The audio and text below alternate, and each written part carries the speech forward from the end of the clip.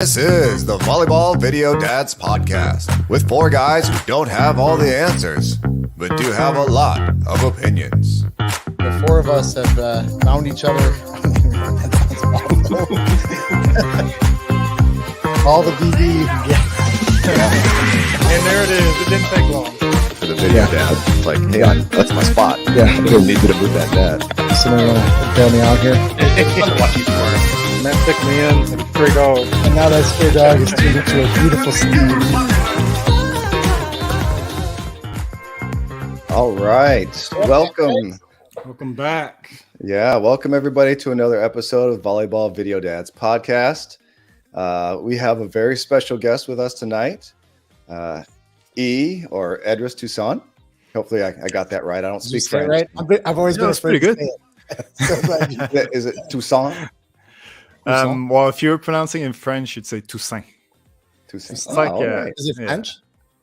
Yeah. Well, like my dad's from Haiti, so it's French origin, but came from Haiti, and yeah, it's all mixed up. Like, yeah. Very cool. Yeah. So back to my introduction of E. E is a professional videographer from Australia. He's also a YouTuber with Beyond the Game TV, or I'm sorry, Beyond the Game is his YouTube channel. And also has a Facebook group, Sports Videography, which is where the four of us met. It's true. And so, E, thanks for joining us tonight. Appreciate it. Thanks for the invite. I was saying before we started, you guys are my one of my, if not my biggest success story as far as the group is concerned. So yeah, it's pretty cool. Oh, that's awesome. Yeah. Yeah, we have definitely varying levels of experience on the four of us. I think Dan's got the most, and Travell is rapidly catching up to him, and Matt and I are a little more hobbyist. He's shot up there. And so today we have E on because the subject is how to film, how to record the matches, and then editing. Which I think is probably the bigger part than the recording for a lot of folks. It's a lot to manage and figure out. So we're going to talk about that. But first, let's start and let's get some information about E, and let's just start with a little icebreaker. And E, I'm curious, what's the most memorable event that you've ever filmed? Sports wise, well, memorable for you, and maybe memorable for somebody else. For maybe something else that everybody else would know, because I know you've done NHL work, you've done NBA work, you filmed professionally in Australia. So, Yeah, well, there's a few. Like it's hard to pinpoint like just one. I think for me, I started as far as sports is concerned. I started back home. I'm from Montreal originally in Canada, so I started with the Montreal Canadiens in the NHL. And while I was there, they had their centennial year, celebrating their 100 year of history. So that whole year was pretty cool because we had everything basically that year. We had the All-Star game, the draft, all these events. So to be part of that, and then on the actual date, there was a big ceremony with all the retired sort of Hall of Fame players, and there was a couple of jersey retirements on the night, like all that sort of stuff, and even players who were godlike type people but left the club awkwardly sort of made a comeback on that night, and it was just love and stuff. So yeah, it was a really sort of cool thing to be a part of, especially because I grew up there, and obviously was a fan as a kid and stuff. So to be involved was pretty special. Otherwise, I think in Australia it was probably when the US came here, and it was sort of in the lead up to the last FIBA World Cup. Or was there another one after that? No, I think it was the last one in 2019. I think it was.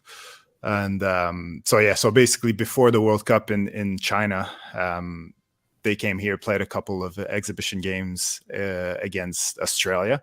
So to be a part of that was all organized, because technically it was U.S. home games, even though they were played in Australia. So I was dealing with the NBA, and I made a lot of connections there as well. Like I met this guy who was from Montreal as well. So we sort of had that connection, who was he's the PA, not PA, but like calls like all the the plays and all that stuff.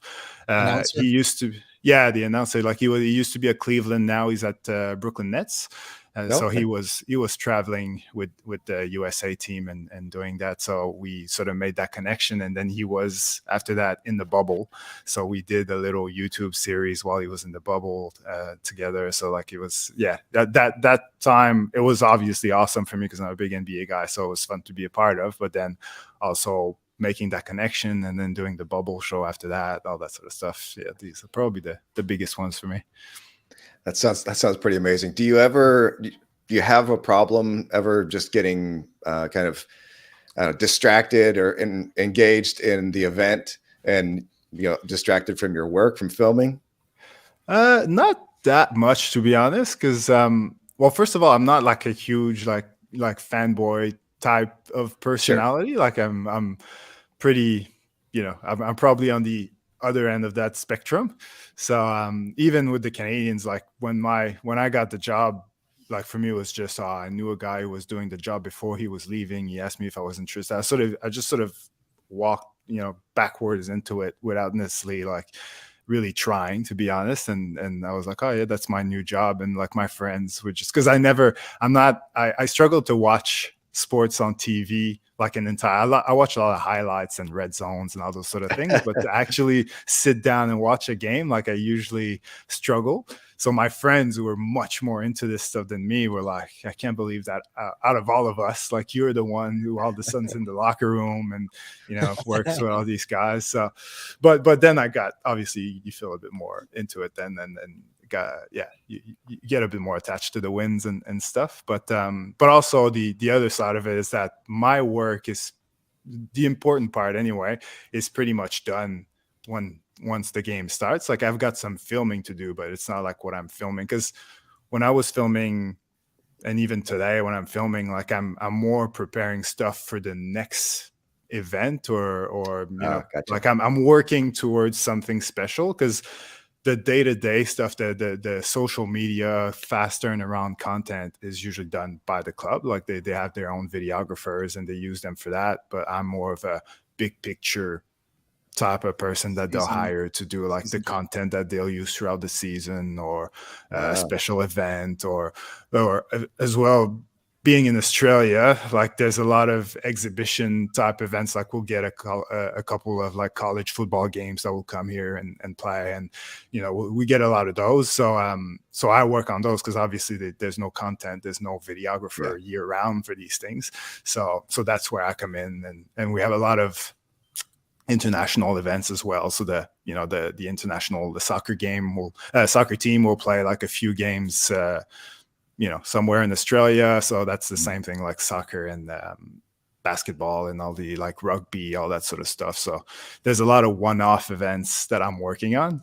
So that's why I'm usually doing a lot of work in the lead up, but then at the events, if I'm there, it's only just to get some footage that I can use next time, really. And later. Interesting. So I can sort of sit back and watch for 5 minutes, and I'm not like, I'm not getting in trouble, basically. Yeah, that's good. And so you said you had kind of backed into the role. Were you doing creative work before? Were you studying videography? And where did you do that happen? Like what did you pick up a camera when you were 6, or? Not at all. How did you get involved in that? No, well, first of all, I'm a bit too old for when I was 6. Cameras were not an option. But I did I studied, obviously being from Canada, and especially the French part, like education's a bit different, where you do 5 years of high school, and then between that and university, there's 2 years. In French, it's called cégep. It's like, we call it college, I think, in English, but it's like if you're going to university, you do 2 years. And if you're doing like a trade or something like that, you do like 3 years and then you're done. So I did that, like those 3 years in video/audio type course that people would take to work in television or radio or something like that. And, we're talking late 90s or something like that. So social media wasn't a thing, video, as far as video is concerned. So it was really more TV oriented. So I did that, then started working in television and sort of because I started, I had 0 contacts, didn't know anyone, and even you're supposed to get like a placement and volunteering with the school organized. That fell apart. I think there was 8 of us out of like a class of 30 that just, because the teachers were supposed to place you somewhere, and that didn't happen for like 8 of us. So we finished and we had just no contacts whatsoever. So I started as like I think I was a driver. Yeah, because I met someone at my summer job who was doing this. So basically, at a production company, like they just needed someone to drive, because obviously, again, in the 90s, there's a lot of tapes. So I would just drive around the city delivering tapes, delivering scripts, all these things that now are just sent by email. And that was my job. So I did that for a summer, and then went up one echelon and then another, and then was like a production assistant, and but editing was my thing. Like that's what I wanted to do. So I've eventually started doing a bit more editing in TV, like ads and basic shows, like kid shows a lot. And but even like when you start in editing back then, all it was just logging tapes. Like you're an assistant and you get all these tapes and you just log them in by like 5 minutes increments and stuff, and digitize everything, where now you just put an SD card and it's done. But back then I had to do it all manually, and became an editor. But then I wanted to sort of I just wanted to do my own things, like doing like little documentaries, just to have a go at stuff that I wasn't really getting a shot at because I wasn't there yet. And hiring someone to film was a bit expensive. So that's how I started picking up a camera. Really was just when I was working on my own little projects, I would hire a camera for the weekend, because a weekend was the same price as one day during the week. So I would always do it on weekends. And Nice. Just started that way, and then went from there. Like, so I was working in TV, but like freelancing, and at some point something opened up with the Canadians. I didn't really know until then that sports videography was a thing, really. Well, it wasn't, to be honest, because it was just what back then it was like, mostly they would hire like a production company to do like their ticket sale ads and a big jumbotron video and a few items like that, and that was pretty much it. I think when I started there, I wasn't even full time. It was just because I think the biggest part of my job was the fact that the team also had like a promoting side, like all the concerts that would come to town, like all the Justin Timberlakes and whatnot. Like I would do the ads for those shows. So that was the biggest, and like that was the biggest part of the job. And through that, I would do a bit of sports here and there, really. That's it. And then eventually there was more and more sports, and then it became like a full-time thing, probably around 2008, something like that. That's quite the journey. Yeah, well, I started in TV. I was probably 20, and I'm 43 now. So a few things have happened. Yeah, no, it seems like it's working out pretty well for you. Yeah, for sure. It's all right.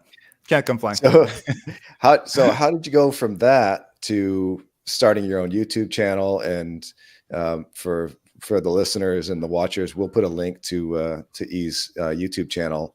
It is just chocked full of amazing content. He answers it. It seems like anytime you have a question about videography, sports videography, especially settings, editing, that kind of stuff, it just seems like you're nailing it, and it's there. You just have to go search your channel. So how did you get to there from where you started?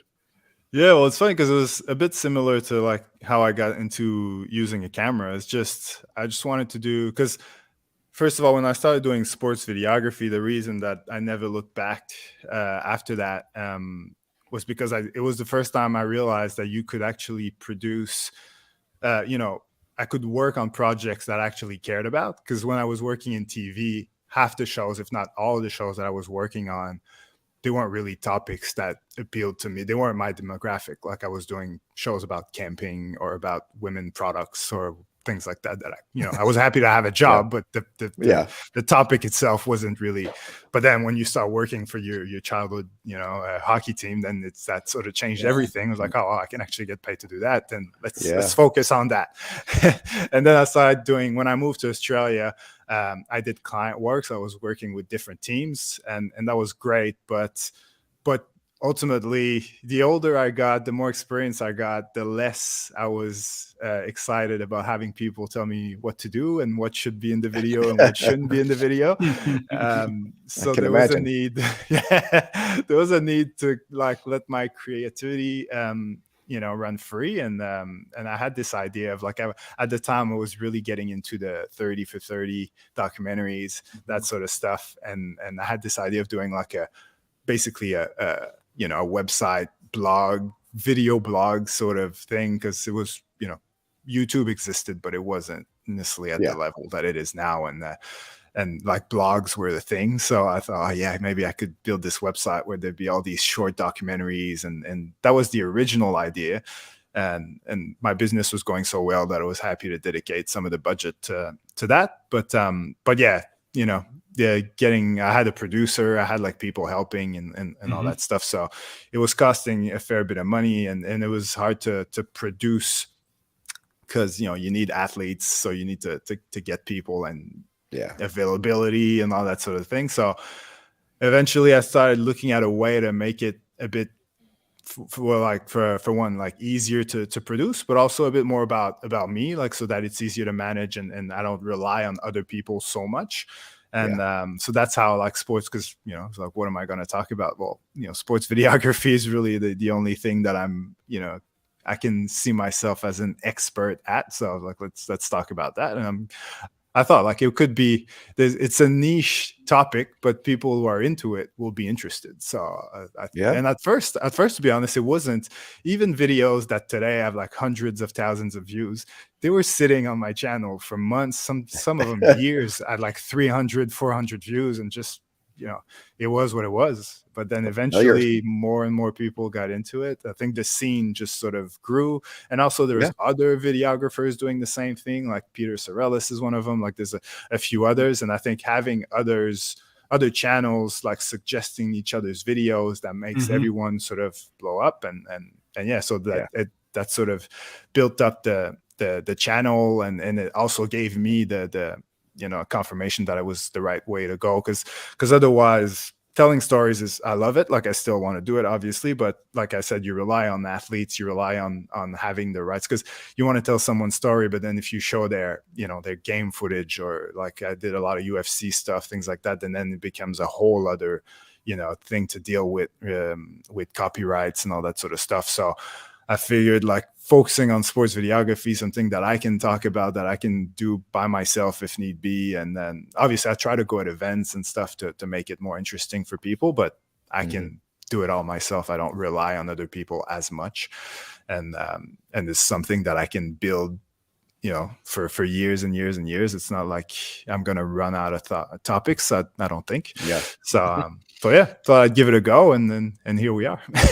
Yeah, it's doing great. I mean, if for those of us on video, right? I think most of us are wearing some of your merchandise. I get so many people talking about this when I go to events to film. It's a great icebreaker with refs, I promise you. Yeah. Oh yeah. Yeah, they love it. Every ref has commented on my shirt when the Move Ref I'm filming shirt when I use it. Yeah, same. It's the same for me, actually. Like I wasn't sure the first couple of times I wore it at a game, and they're just laughing it off. And so, I love your shirt. And, oh yeah, they know. They know they're in the way, especially basketball, right? They know that they know they ruined many shots. I mean, it's part of that dance that we do. We don't have that much of a problem with volleyball. The refs are pretty stationary, but I'll tell you what, those line judges though, they kill me all the time. They take away it like a whole quarter of the court. Especially if you're trying to sit right behind them. Yeah, there's a whole angle that you really can't get from one side of the court with the line judges, and it's kind of a dance, like Lee's saying.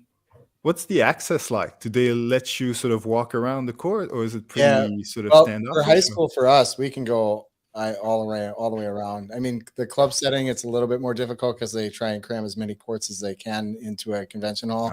So sometimes you lose an end line, or you can't get on the side where the players are on. But it's, for the most part, you can get 3 or 4 solid angles, to make it interesting. Yeah, you definitely have enough space to move around. And I know about these guys. I typically don't get a lot of shots from the opposite side of the net. I'm usually shooting for one team and not both teams. Yeah. But every now and again, I'll do a shot through the net to see, through one team and over across the net. Yeah. I usually try to incorporate some across the court type shots just to give a different angle, especially like of a block, because that's kind of where your best focus is going to be at, is right there at the net anyway. So if I can get a good block from the opponent's team, you can kind of get the celebration from the team that gets the block, but then you get like the defeat look from the team that got blocked. So very cinematic. You got Travell has just in the last year really made leaps and bounds. Right. He's really he's done such a great job. I owe it to all these guys. I don't know which direction it's pointing, but all of it. Number one, the group, E's group. But I mean, I tell you what, I mean, just us four bouncing things off of each other, asking questions, feedback, things like that, and we all kind of just after I got invited to the group and it took off from there. I mean, it's been a big part of any success that you could say that I'm having right now. So, I mean, I owe it to all of you guys, every one of you, including you, E. So I appreciate it. Yeah.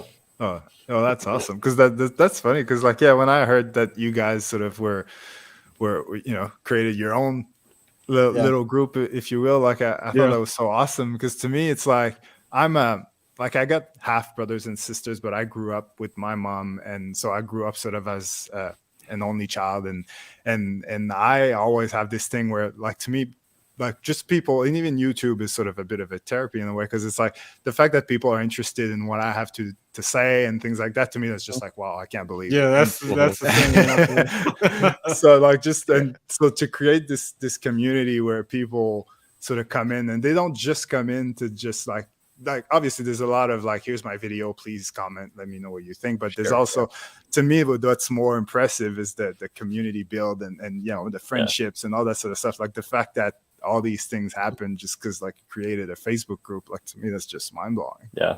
Well, today is a very, very special day, not just because we get to podcast and we get to have E on as a very special guest, but today is mine and Dan's 2-year anniversary of meeting on your sports videography Facebook group page. Yes. It's a That's thing. awesome. Happy anniversary, guys. Thank you. No, I guess I had been on the sports videography page for a few months or so. And obviously there's a ton of, like basketball, football, videos on your group page that people are commenting on. But every now and then there was this volleyball guy that kept showing up, and I'm like, man, that stuff is cool. And I'm over here with like this little phone and a little fixed tripod from the stands, trying to video things. I'm like, how is he doing that? So I actually sent him a message 2 years ago today. Well, actually it's 2 years ago yesterday. So we're celebrating a day late. Sorry, Dan. That's okay. I still love you, man. It's okay. Even though I'm a day late. But actually 2 years ago yesterday, I was like, I got to reach out to this guy and figure out what this guy's doing. And that's how all this kind of got started, and it was all because we landed on your group page one day. For the most part. That's cool. Yeah, that's Matt, that's a great launching off point, because we typically see kind of 3 groups of parents and 3 groups of videography at these volleyball tournaments. You see one group that is using a phone or a tablet, and they're holding it in their hand and they're just trying to catch a play here and there. Yeah. You see another group that's still doing the phone or the tablet or maybe even a point and shoot camera, and they set it on a tripod and they just let it go. Or maybe they're streaming, right? Yeah. And then there's us who, we have camera rigs and boom mic, shotgun mics, and some of us are trying to figure out how to mic up our players. I think all of us have done that now, right? We tried, At this point, yeah. Yep. So is there more others as well that are like at the tournaments and stuff? Or you walk around the end line of the court. What's that? We're anomalies. I don't think I've ever seen. I see a rig here and there, or a monopod here and there, but I don't see anybody as like gun ho as we are. And I don't just paying attention because I definitely don't see anybody doing video the way we do now. I'll see like a parent with a really nice camera that maybe she's a photographer and then her kid is just playing on the court. But they're definitely not. I guess what's the phrase? ABF. They're not ABF like like us. With ABF. To take one of your terms, always be filming. Yeah. Oh yeah. So Yeah, that's a thing though. That really is a thing. So are you guys all like at this point? Are you filming for the team, or are you focusing on your daughter, or what's the when you're going to games? Maybe a like mix how of you both now. It's a good mix of both, just depending on Yeah. you know what. For me, it's depending on what mood am I in. You know, am I really wanting to focus on my daughter because I'm really trying to do something nice for her, put something out for her because she's been begging for a video or whatever. Or sometimes I'm just throwing something out there of the whole team so that everybody gets to capture some memories. So it just depends on what mood I'm in, honestly. I like telling the story, so it's always the whole team. Obviously, I can manipulate to make players look better and games look better, and we win every single game, every video I make. That's editing at its finest. Yeah, That's right. Do it. That's how you remember it. You just win everything, and everything's great. But yeah, I started doing it as the old standard phone camera, single shots, and I was like, I want to make this better. And I started looking into stuff, and then I was like, I'm just going to get a camera because I've done convention interviews and stuff like that.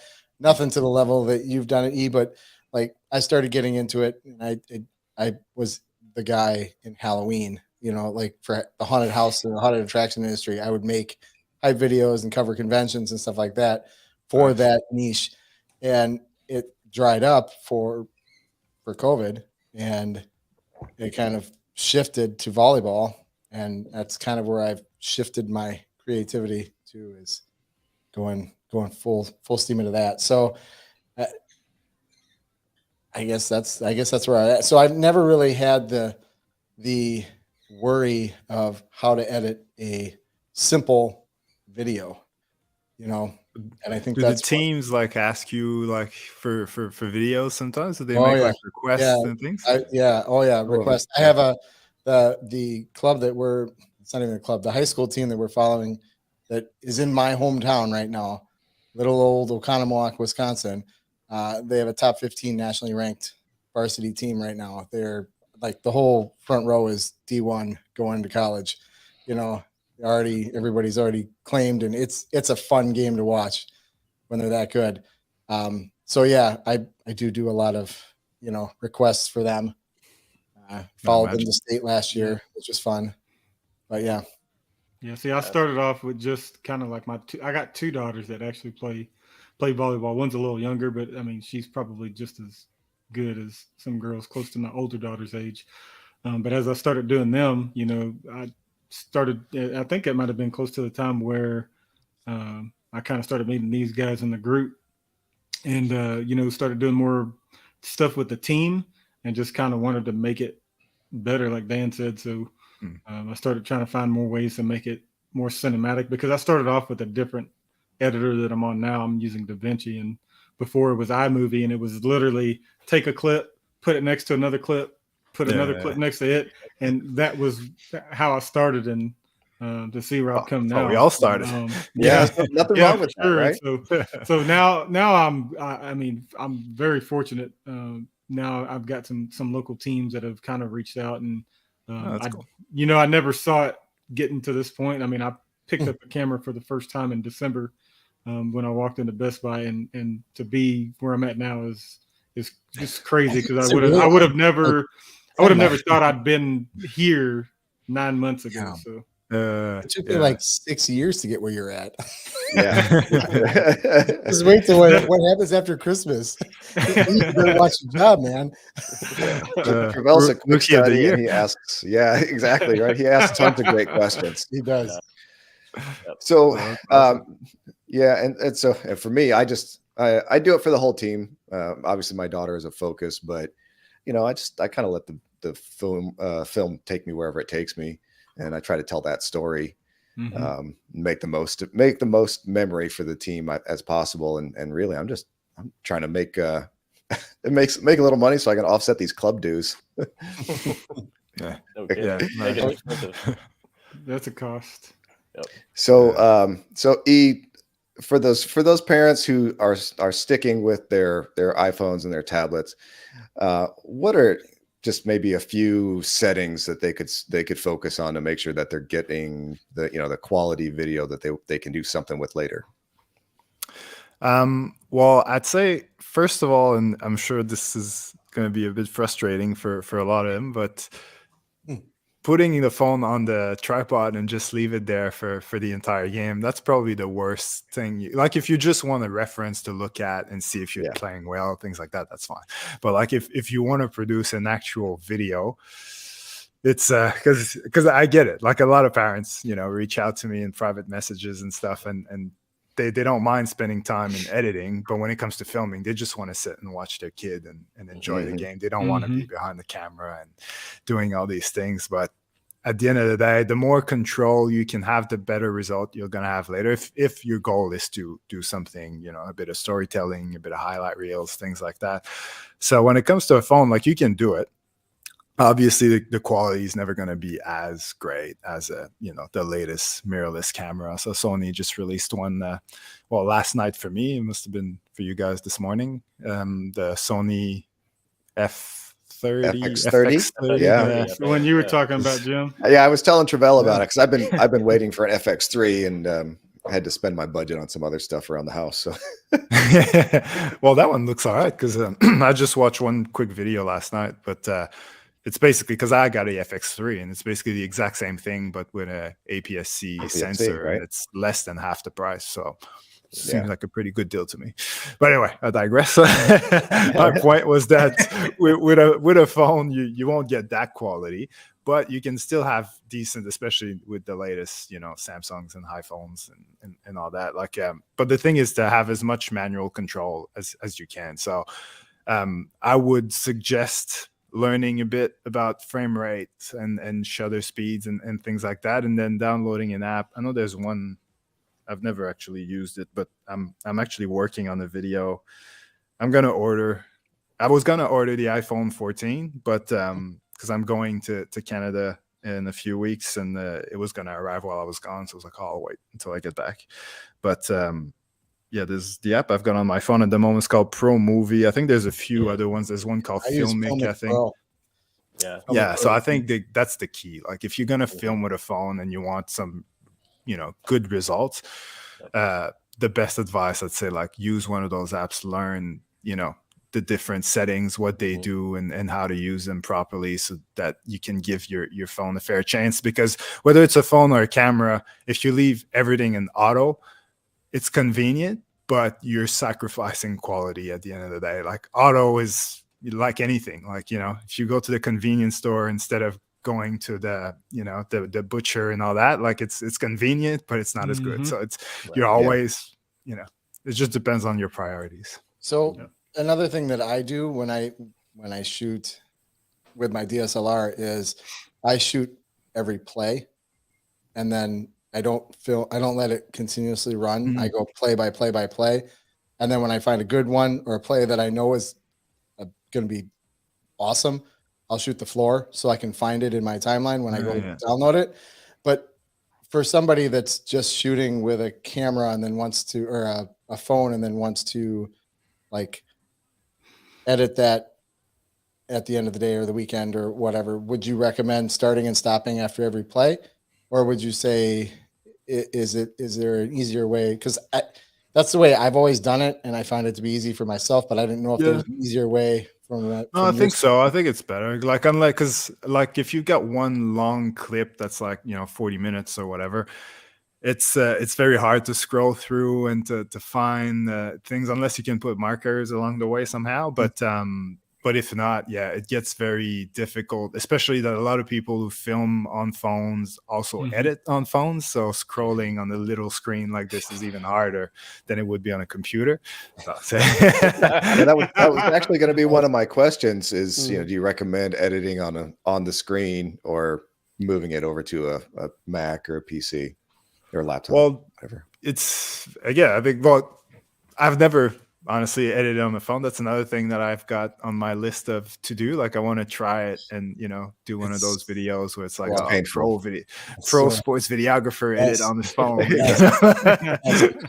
Then 30 seconds later, like it's awesome. So I think it's one of these things like like for example, I always played basketball with like the cheapest shoes I could find, right? And then one time I played with LeBrons, and I'm like, oh, I can go back now because I'm used to this level of comfort, and so it's the same thing. Like I'm used to these big screens and things. So even just working off my laptop for a day just kills me, because now all of a sudden I go from like all this real estate. I've got this super wide screen here next to me, and then all of a sudden I've got only 15-inch, and I'm trying to edit drag things, and it's just not working, and it's doing my editing, and I'm just slowing down so much. So for me, a phone would be the worst case scenario. But if you started with that, and for you it's easy, and you bing bang bang bang bang, then it's great, because that way, especially if you're doing social media, fast turnaround, like I'm assuming that a lot of people who do that, even in the pros, would probably edit some of that stuff on their phone just because it's so quick.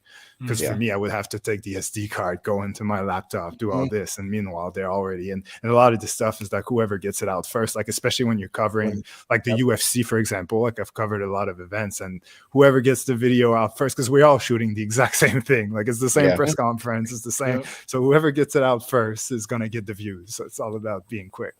So for that perspective, like if speed is important, then and you can do it on your phone, you should definitely go for it. But if you want to take your time, do something a bit more creative, and have the ability to just try different things, and have a look at color correction, maybe things like that, then I'd say probably a computer's more so the way to go. It is. I can attest to that. I started off on the phone. I was a stationary guy with the tripod. And as soon as the game was over, I'm over there just like scrolling. I'll load it into iMovie, and then I would sit there and just scroll and scroll and scroll and scroll, and like cut and zoom in and all that kind of stuff. So that's how I started. So that was great. And then I got introduced to Premiere Pro, where I would load stuff there, and you could do so much more stuff on the computer. You can see my Mac in the background, 20-inch monitor. You can really stretch that timeline out and go to work on it and really dial in on some detail. And then when I'm at a tournament, I'm trying to do something quickly, I'll go back to my phone. I tried Premiere Rush. I just can't do it. Not after being on the Mac. I just cannot use Premiere Rush. Yeah. But I will use iMovie from time to time if I'm just trying to grab one quick clip, and I can do that. I can load some music in behind it, sync it up, get it loaded up to Facebook or Instagram or whatever. And that works great. Yeah. But editing something, like what we do with the big highlight reels, I can't do it. I cringe just thinking about it. Well, especially for social media, it's great because a lot of the apps will have like portrait size templates and things like that you can use, and makes it even easier.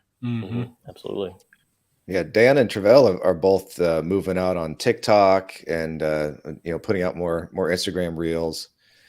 So they're working on more of that vertical format, or putting things into that format. I usually take the initial video hype that I make, and then I just go in and I change it to vertical format. And so do you keep that in mind when you're filming? Do you try to frame it? No. Yeah, I haven't. No. I have an attention span that's like this big, so I have to think about like that. I think about composition for landscape, for what we're looking at now. I don't, and vertical is just an added thing. Yeah. Unless somebody says, "Hey, I want you to make a vertical video of something," then I'll think of it. But no, I don't think of it. It's just additional avenues. I don't think of it now, but I do try to get shots of both. So sometimes I'll even, going back to the vertical versus horizontal video you did, I'll do kind of both. It's probably like 85% horizontal, probably maybe even more than that, but I'm trying to do more vertical just to see if that works out in my editing flow. You like it? Is it harder? You get more in frame up and down, which is good for volleyball because you got a lot of up and down movement. True. Yeah. But with vertical going horizontal, you lose track of the ball or where it's going, or a player that maybe you're trying to follow for a specific play. And so it kind of can be a acquired skill, I guess, if you want to call it. So I'm working on it. Yeah. It is definitely a acquired thing. How fast you're learning, I'm sure it won't take too much. Yeah, right. Yeah, and one of the things that you said earlier about the stationary tripod view. If it's just a reference, you just want to be able to go back and watch that game film. That's fine. But even for highlight videos, recruiting videos, that's not necessarily the standard anymore. It used to be they would want the court wide shot, kind of like the end zone shot from football. And, they would find the position of the person, or you'd line up the camera. If they were an outside, you'd put the camera on the left and follow them there. And now you're seeing more videos like the stuff that the four of us produce, that are like more sizzle reels and hype videos. It's not too overproduced, but with enough kind of focus and emphasis to really catch attention. So it probably wouldn't be the worst thing ever for some folks to at least move around a little bit, and like you said, get a little more control over their shot selection, as well as their settings. Like you said, manually control your camera settings if you can. And do like coaches, are they, because I can see a lot of recruiting videos are getting a lot more creative, but is that something that coaches are they embracing it, or are they like, I don't care about this stuff, I just want to see the technical side? Because I think the majority of people will say that coaches don't care. But I can tell you right now, it's just like a resume. And if you have a resume that's just your stats on a piece of paper, and you have a resume with a cover letter and your smiling face, and this is what I can do for you, it catches their eye in that stack of other papers. I'll be honest, I don't care what anyone says. If you have a little bit of a sizzle in the front of your stats, I mean, obviously you don't want a 6-minute reel. You don't even want a 1 minute, 2 minute reel, maybe 1 minute tops. But 10 seconds of a little bit of a hype, I'm telling you, it's going to catch their eye right off the bat. Got to catch that attention. Yep. Yeah. and you did a video with was it Key Michelle? Yeah. Yes. Yeah. And where she covered that, right? She talked about what those recruiting videos look like. I actually had a discussion with a D1 assistant coach last week, and we just out of happenstance, we were talking about recruiting videos and that kind of stuff. And really, I think I agree with Dan that a little bit of sizzle up front to get them hooked, and it's got to be sizzle on the skill that's most important for that position, right? Yep. So it's that's interesting. Yeah, it's no different than a creative video, right? You got to have a creative movie. You got to have a hook to draw the audience in so that they'll invest time to watch the rest of the, whether it's a minute or whether it's 90 minutes, you got to hook them early, right? Yep. Yeah.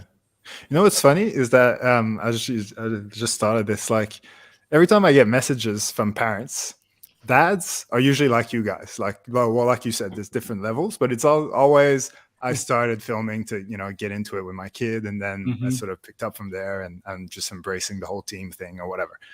Moms, it's always for recruiting purposes, 100% of the time.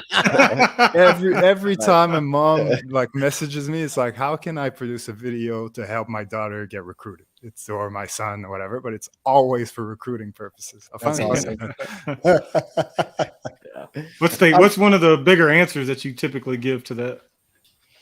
As far as tips, I guess I should say.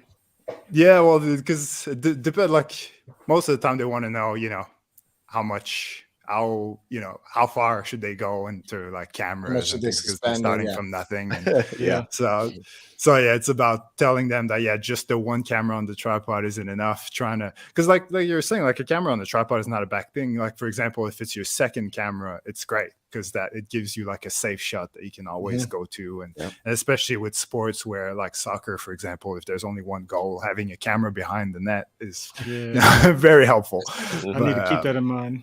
It's giving them a few tricks to sort of make it easy on themselves, really. And I actually do that. So I set up a GoPro on a 12-foot high light stand, and I record the whole match from the baseline, start to finish. Man. And I usually go back and do a replay video for the whole match. But I do use that footage in my reels every now and again, my hype reels, where I'll grab a piece and put that into the rest of the footage. Those GoPros and the new DJI cameras, their resolution is pretty good these days. As long as they don't overheat.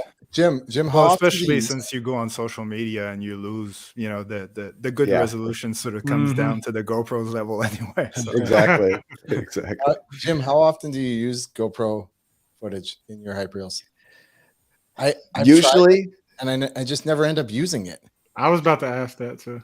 so usually it's when there was something that happened, and just you use the term safe reel or safe Yeah. footage. It's that. So I missed my daughter's first pancake.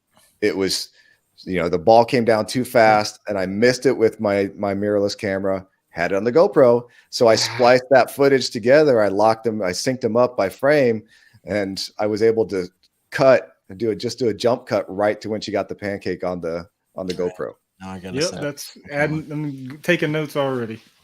Yeah, but I also, Yeah, I also use that GoPro for streaming. I don't stream often because the Wi-Fi in the convention center is usually terrible. But I have set it up before, so I also use that as a streaming camera. What do you? Could also speaking be helpful if you got like a longer sequence that for whatever reason you want to, you want the whole sequence in your video, but you don't want the one angle going for like 25 seconds. Then you can sort Yeah. of go back and forth. You can go between back the and two. forth. Yep, I've got a couple examples of that as well, where I've done that. I've cut back and forth to give that different perspective of, there was a scramble play where they were all running and they were 30 feet off the court, and so I caught them on the GoPro, and then I caught them with my mirrorless going off, and I switched back and forth. It made for, that was 2 years ago I did that, and it turned out really well. Nice.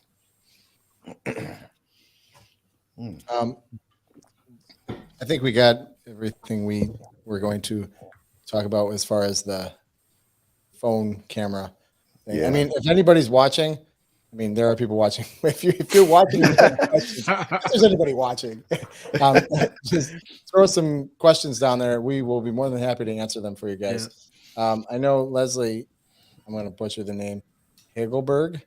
Yeah, it's pretty close. This. She's like, what cameras do you guys use primarily? I responded in the group in the chat with we use Canon DSLRs and Sony DSLRs. Yeah. Is there something that you would recommend? I know, go watch your channel, E, but is there something you would recommend if they wanted to take the next step past an iPhone on a stationary tripod? Yeah, well, at the moment, as far as like mirrorless cameras are concerned, the Sony ZV-10 is the one that I usually recommend for beginners, because it's sort of a budget-friendly, more than capable option to give you like a good sort of cinematic look and stuff. I'm not as I don't know a lot about camcorders, because like a lot of people, like, with mirrorless, that means you got to buy a lens, you got to all these different accessories if you're going to be handheld and things like that, where some people much rather have a camcorder where everything, especially if you're coming from a phone, obviously convenience is a big part of your choices. So I don't know enough about camcorders, to be honest, to like give you a specific one, which I always feel bad when I get questions about it. But yeah. It's funny you say that. I think I can count on one hand in the last 5 years how many times I've seen a camcorder at a tournament. I don't. Yeah. Are they even making I don't think I even remember yeah. one. I don't think I even remember seeing one. I do. I definitely remember seeing a few of them. I actually thought about it. Old guy with super tight sweatpants on. Was that you? No, yeah. So we actually had a dad on a previous team who would stand behind, and he was a really tall guy, a fantastic guy. I really like him a lot. But I'd always get a chuckle that he would take his, power shot, point and shoot camera, and he would take videos of his daughter serving or hitting or whatever, and just clip one at a time, and he would delete it if the play didn't go well or whatever. But I always got a chuckle out of that, and people would make comments because I'm standing there with my rig. Sometimes I'd be on a gimbal or a monopod and have a cage on my camera, and so it was an interesting contrast between the two of us. But hey, he got the shots he needed, and I'm not sure what he did with them, but I do believe they would watch him at home later. So. Yeah. Well, the thing is, as well, is like when you get these older cameras, or just different in general, that makes your footage look different than everyone else. So it just becomes its own sort of cool look in a way. So it, you know, at the end of the day, because we all shoot with mirrorless, so we all look pretty much the same. So if you can stand out in, you know, in your own way, then why not? Really. Good point. Yeah, and I know he's got a number of videos on, you know, beginner or intermediate DSLRs and mirrorless cameras. Travell, I think that might be how you chose the A6400, right? Yeah, it was before you recommended the ZVE10. The A6400 from Sony was they're very similar, at the time the best beginner budget camera, and that's where I'm still currently at. I'm teetering on upgrading, and if I can just get, you know, little support. You already have a new model, my guys here. Oh yeah, I got a couple on my mind, but I keep getting pulled away from it from select few dudes in the that may or may not be in the video. So,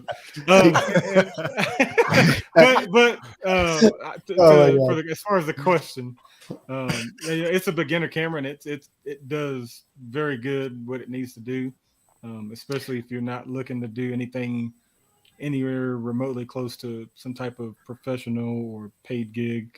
And even up to that point, you can still do that. But I think it's pretty good for what a parent would need for like a recruiting video, or even just a parent that's wanting to record on a tripod or anything like that. It's going to give you the good quality that you want, better than the iPhone. And then, like you said, with the lenses, being able to get different lenses. If you wanted to have a closer shot, you can just buy a lens that gives you a tighter shot, and there it is, no quality lost at all. So I actually steered one of the parents from my team to the A6400 a couple of weeks ago.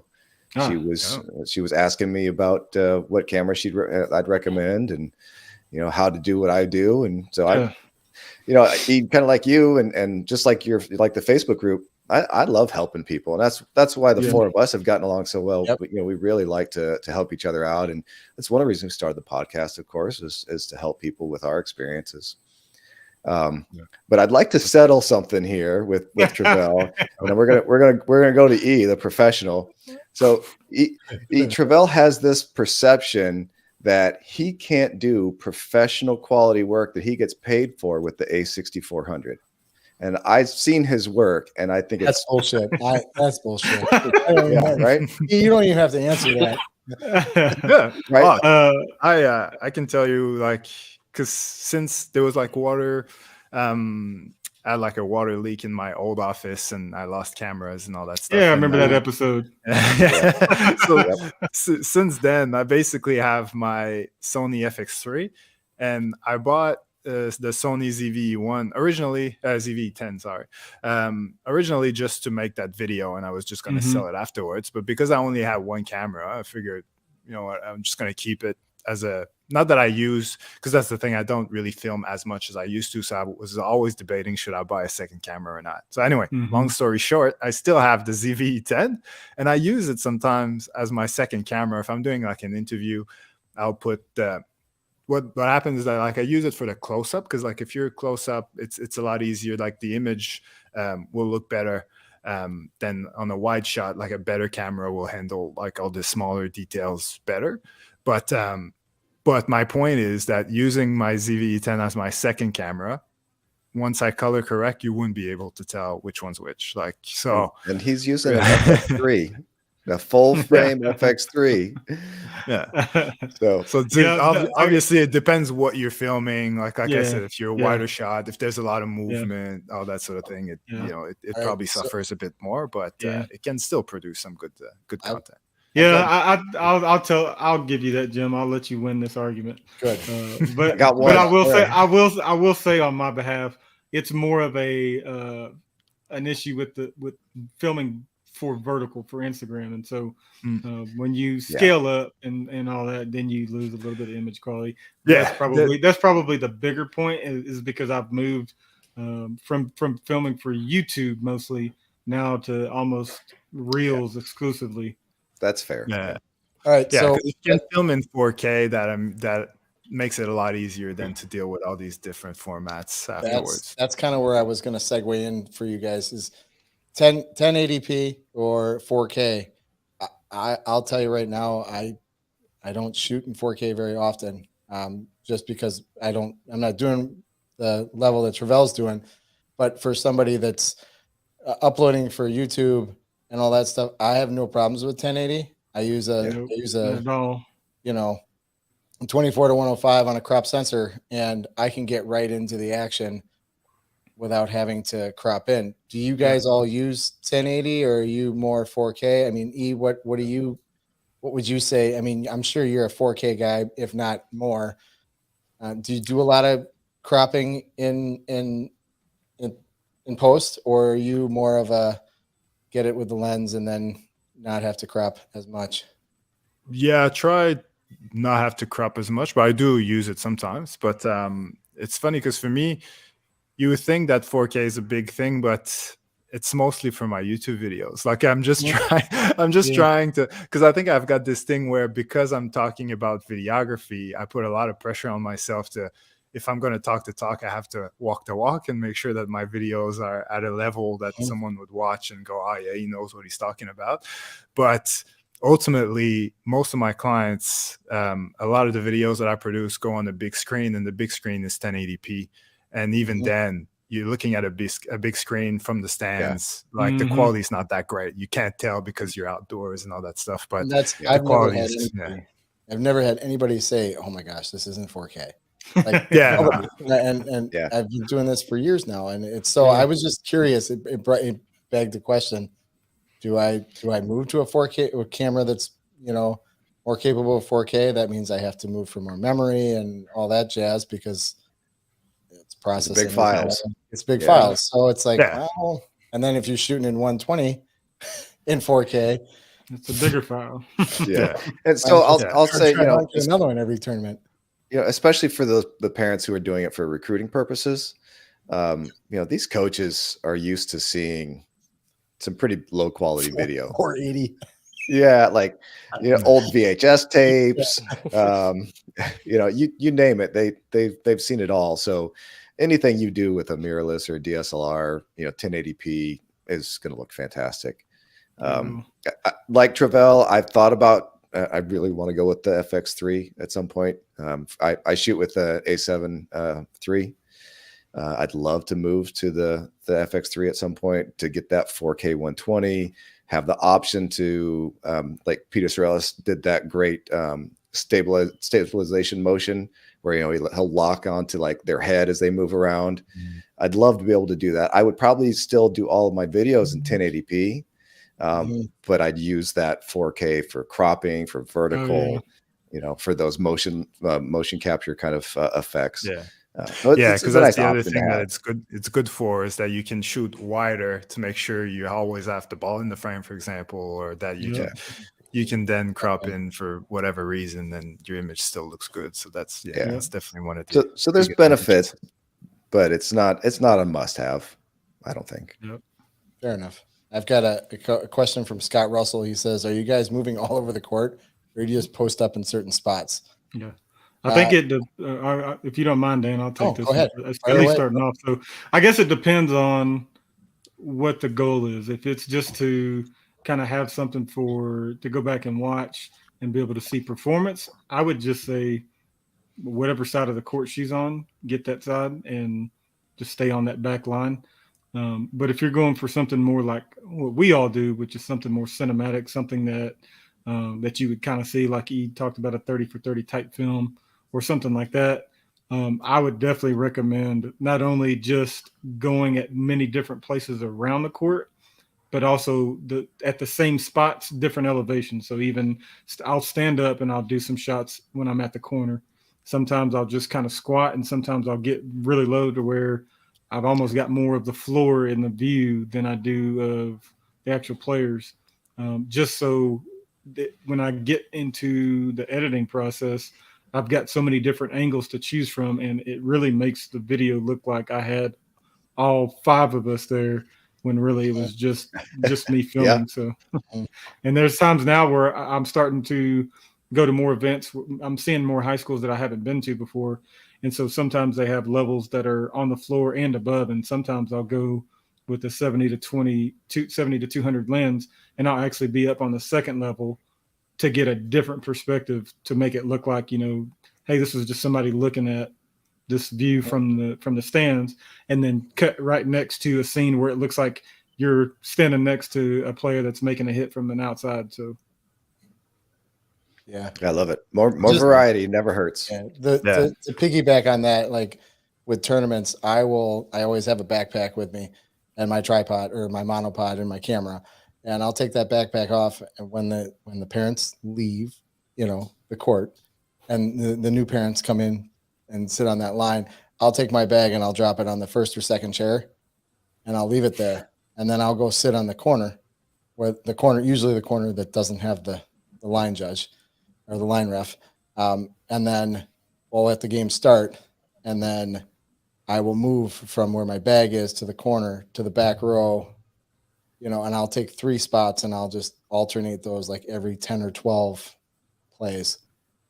And then if I get bored, then I'll go on the other side, or I'll, try and get some shots in the huddle, just moving around. Yes. The short answer is yes. We're always moving around. Yeah. The more you move around, the different angles you are, the more interesting it'll be. Yep. True. Good questions. Good participation. That was a good question. That was a good question. Yeah, I got a question for you. Oh. What would be the most creative thing that you've used the GoPro for? Like the most creative shot in a sports sequence? For instance, I'll give you like what I've done. I took a GoPro, I turned it on, the volleyball ball bags, I put it at the bottom of the thing, and then I put all the balls on top of it, and then the girls came and took all the balls out when they started their practice or their warm-up, and I got that shot of all the girls pulling the balls out. For instance, like that, what would be the greatest or the most creative thing that you can think of? I'm totally putting you on the spot here. Yeah. Well, I can think of a couple that failed miserably. Like I think we tried to tape a GoPro to a soccer ball once. That didn't work at all. Did you lose a GoPro? No. Well, I did lose one. Someone who was working for me tried to suction cup it to the car, and the suction cup didn't hold. No, that's not gonna hold. Yeah. Sure, I wasn't the first and not the last that will happen to. But yeah, the soccer ball thing, just the rotation of the ball, it wasn't working. Like if you're looking at the video, it's not a fun thing to look at. It's just spinning and it's not good. And moving. Yeah. You want a good reference of that? You might know these guys actually. The How Ridiculous channel on YouTube. Oh yeah. Right, they're Australian. Yeah, so I think they're in a different part than you are. I don't think they're in Sydney. Yeah.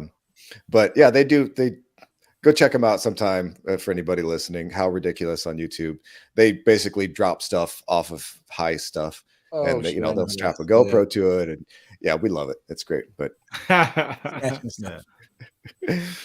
But yeah, no, otherwise, like successfully with a GoPro, I don't know. It's probably for me, it's probably more like either like I said, it's either a safe shot, or when I get a lot of, especially with soccer, like you get the team sort of walking out together and stuff. So I'll put one somewhere I'll put it in somewhere in the tunnel, so I'll make sure I get that thing, because that shot of the players walking out, it's a bit like filming a wedding. Like you never know, at the last second someone will get in your way, and then ruins your whole thing that you've been waiting for 20 minutes and that you set up your tripod for. And it's but so yeah, it's always good for these things, but otherwise it's usually more like smaller spaces, like like having it inside the goal so that the ball sort of either hits it or goes close to it, or even like in the golf, like in the actual hole, or like, just for me, that's what I find like the coolest, is when you can put it somewhere you wouldn't be able to put a normal camera.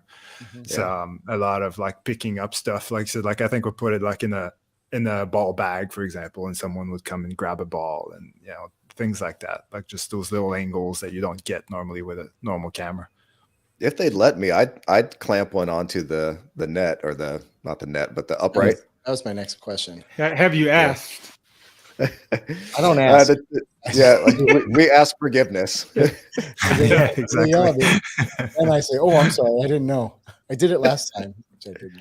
Yeah, exactly. With that These are being all very said, good ones. on a professional level, do you have referees that don't like your cameras in certain places? Have you ever gotten in trouble for that?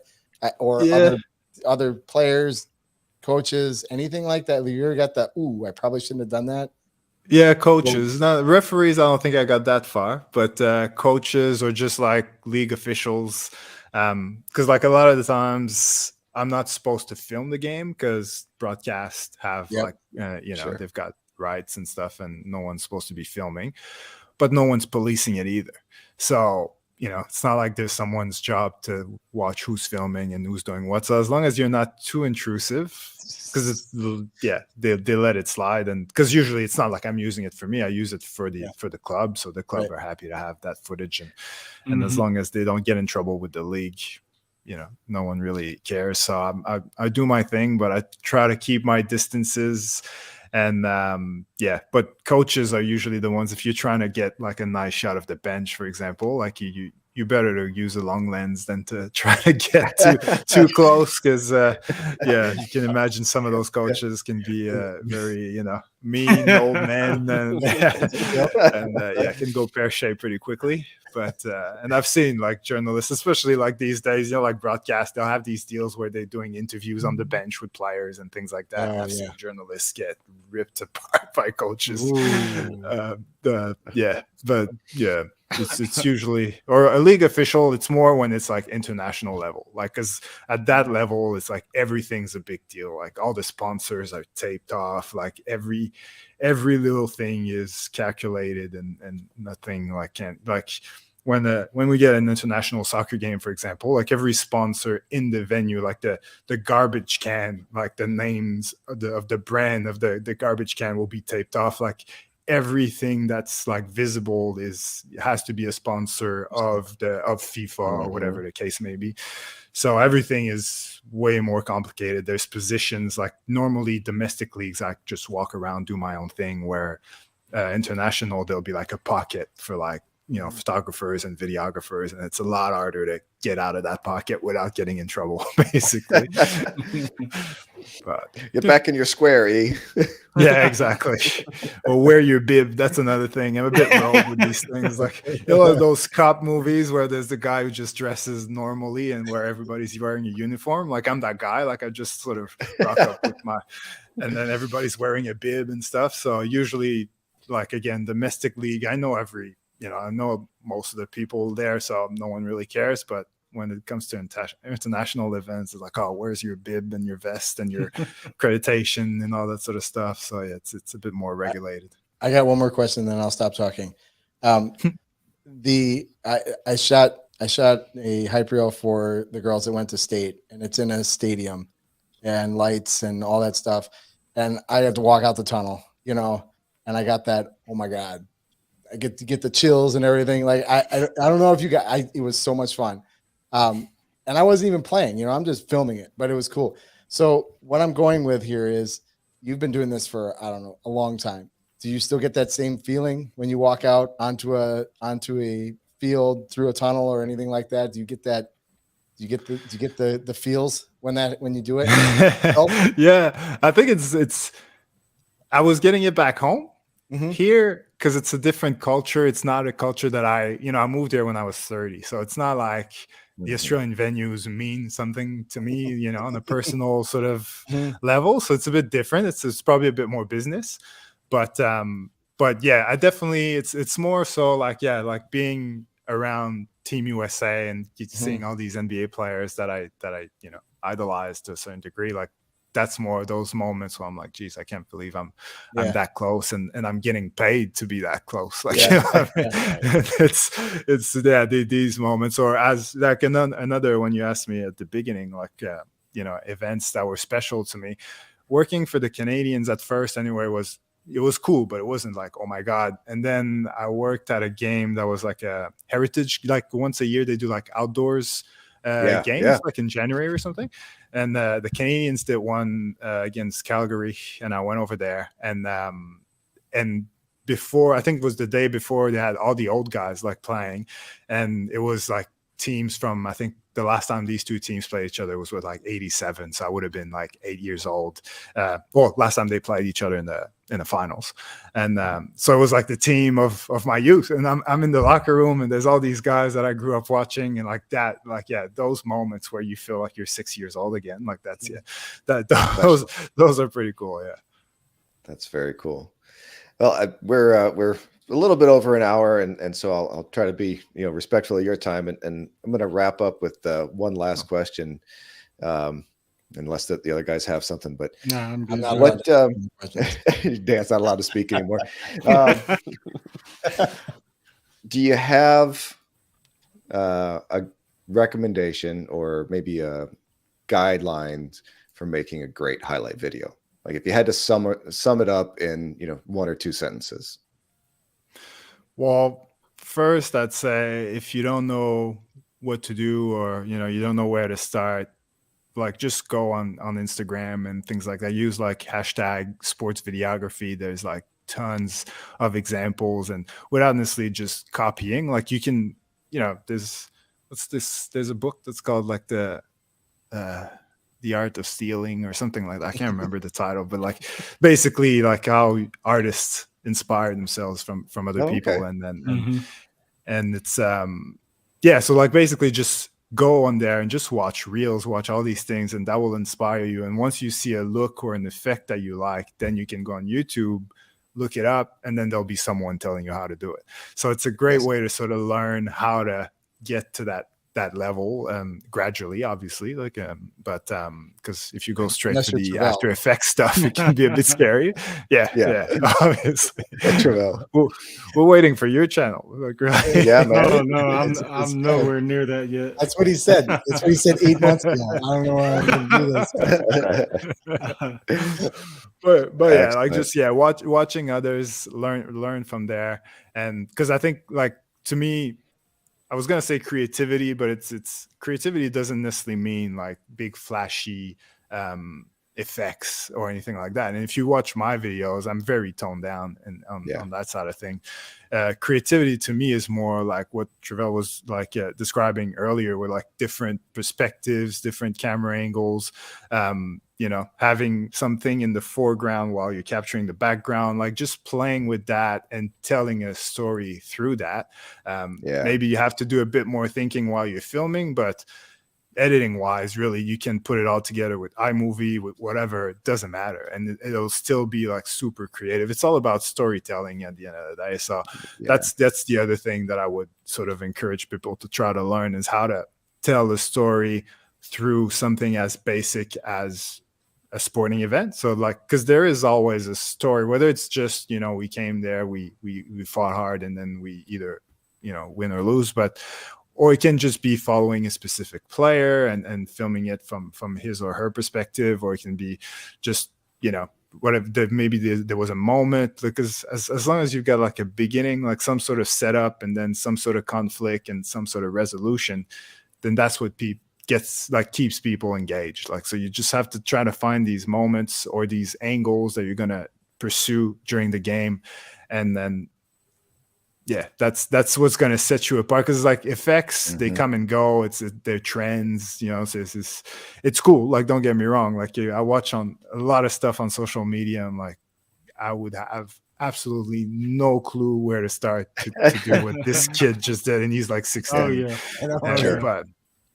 But yeah, to me, I'd much rather tell, because again, I prefer the longer form and through storytelling and things like that. Like the 30-second, 60-second video are fun to do, but to me, it feels like a lot of work for 60 seconds. So I'd rather focus on storytelling than effects and things like that. Yeah. Hey, I have one question before we wrap things up. We do have, people that are either watching this live now or going to be watching, later on, that want to get, involved on the volleyball side of things. How do I film my kid?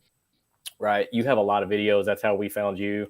Right. So are there a couple of videos that you have that you could point the listeners to that can help them, get started, and start creating some different stories, so to speak. It may not be like a super hype reel, but be able to capture a memory. Are there 2 or 3 videos that you could point them to that can get them started?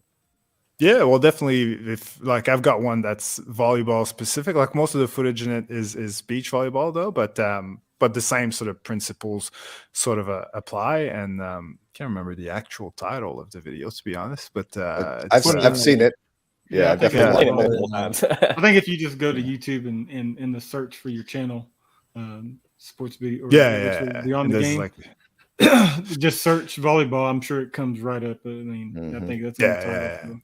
Yeah, and like you were mentioning earlier, there's Key Michelle is in it, and she's a professional. Well, she used to be a professional player, and she gives a few tips in there as well. So it's a good video for that.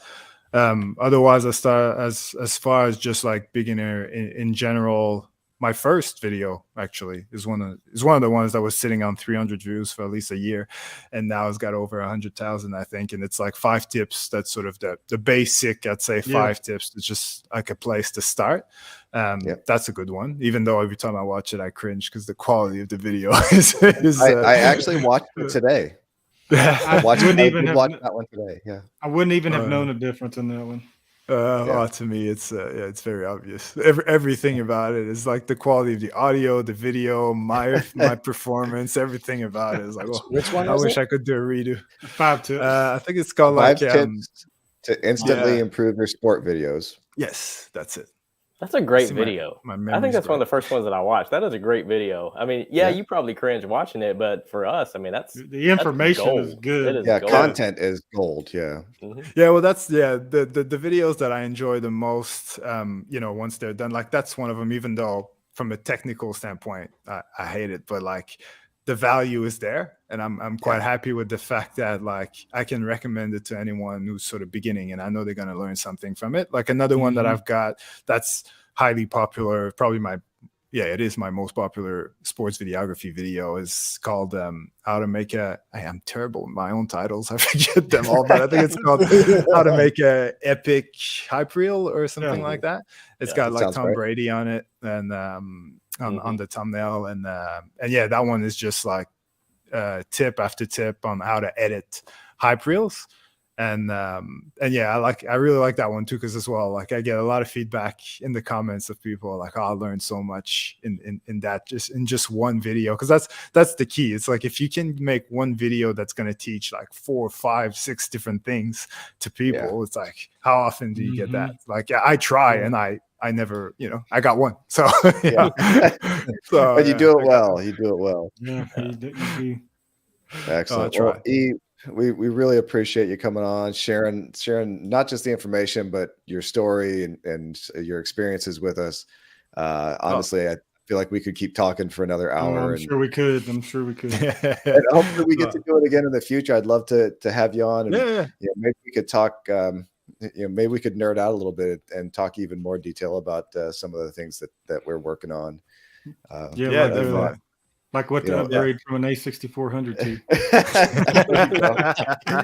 Yes. If you ever want like a good commentary or just good conversation, jump on our chat about 7 a.m. on a Saturday morning, and Trevel's dressed, ready to go to Best Buy to pick up the next, A7S3 or A7 III. He talks himself out of it. We have to talk him out of it for like 2 hours. This has happened. He'll be driving to Best Buy. We're like, Trevel. This has happened on multiple occasions. They talked me out of it. Yeah, at least 5 times you've been. It might be an over exaggeration. I got a question, guys. This is why I got a question. What do you think about this? No, Trevel. No. Oh, I'm still thinking about it. That's the way it starts. Like, hey guys, what do you think about? No. Just stop. No Trevel. You're good, man. Your stuff is quality. Just leave it. Yeah. All right, E. Thanks again, everybody. Please go check out E's YouTube channel, Beyond the Game TV. Check out his sports videography Facebook group. That's where we met. There's the community there is strong and very supportive and helpful. And, of course, for us, check us out on YouTube, Volleyball Video Dads. The audio podcast is also on Apple Podcasts, Spotify. We're actually the 14th ranked volleyball podcast on Apple. Look at us go. Yeah, right. You got to start somewhere. Rode the number one. Hey, we were 26 last week. We're already up to 14, so that's good. That's right. And check out the Volleyball Dads Facebook group as well. Mm-hmm. All right. Well, and we'll put all the links and in the description below, just so everybody can kind of find that stuff. It'll be I don't know if I'll do it on the. I'll post it. Somebody will probably copy and paste it to the Facebook, but we'll put it in the YouTube. Yeah, we'll add it in there. Perfect. All right. Thanks, everybody. Yes. See you all in 2 weeks. See you guys. Appreciate it, E. See you, everybody. All right, everybody. Have a good night. See ya.